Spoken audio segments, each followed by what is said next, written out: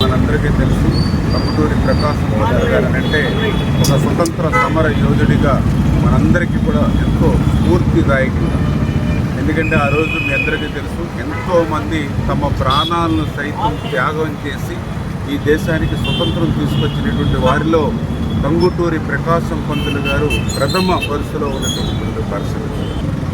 తిరుపతిలో వెంకటేశ్వర స్వామి విశ్వవిద్యాలయం స్థాపించడంలో కానీ దగ్గర 10-12 లక్షల మంది రైతాంగానికి మరి యొక్క సాగునీరు అందించడంలో కానీ లక్షల మందికి త్రాగునీరు అందించేటువంటి ప్రకాశం బ్యారేజ్ ఏదైతే ఉందో మరి ఆ టంగుటూరి ప్రకాశం పంతులు గారి పేరు మీద దాన్ని మరి పునర్నిర్మాణం చేసి మరి వేళ ఎంతోమందికి రైతాంగానికి మరి దోహదం చేసేటువంటి ఎన్నో సంస్కరణలు పెద్ద ఎత్తున టంగుటూరి ప్రకాశం పంతులు గారు ముఖ్యమంత్రిగా కూడా తీసుకురావడం జరిగింది.